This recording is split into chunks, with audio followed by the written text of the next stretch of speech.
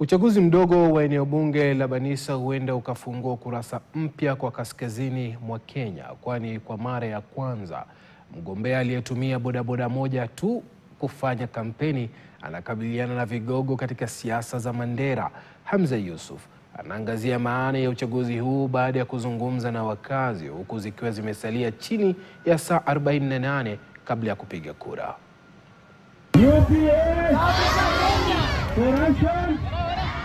Ni dakika za mwisho za kampeni ya uchaguzi mdogo wa Banisa kabla ya siku ya kupiga kura tarehe 27, ambapo kinyang'anyiro kikitarajiwa kuwa kati ya Ahmed Maalim Hassan wa chama cha UDA na Nurdin Maalim Dalato wa UPA.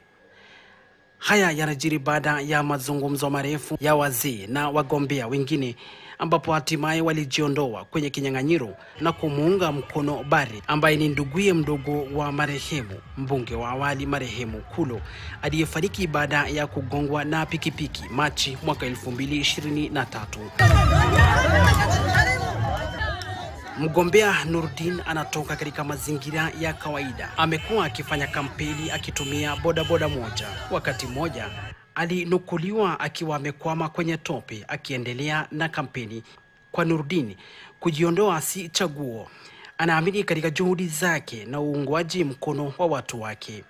There was a lot of pressure from the elders. We refused all that because we had a vision.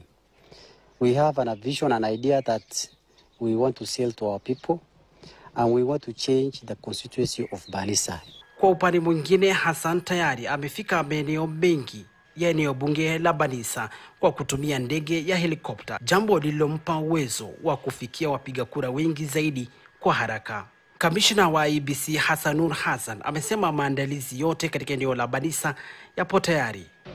And I am happy that officers have trained the staff, the polling staff very well. They have been well prepared. The kits have all been delivered. All vehicles have been procured for the purpose of delivery of materials to polling stations.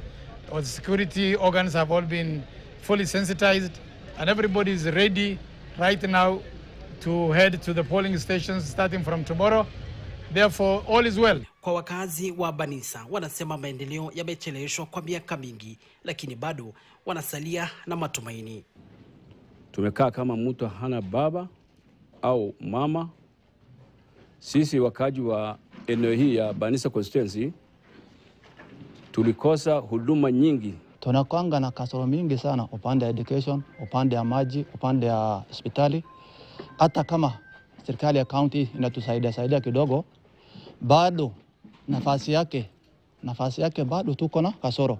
Kenya ambaye wakati inaendeleza neno lake ambao maendeleo hawa, unaona sisi tunasikia uchungu. Kwa maana wako na wenye wanawakilisha hawa na sisi hatuna mwenye wakilisha. Macho yote yanaelekezwa tarehe 27 ndio siku yenyewe, wakati Nurdin na Hassan watapokutana uso kwa uso kwenye uchaguzi huu uliosubiriwa kwa muda mrefu.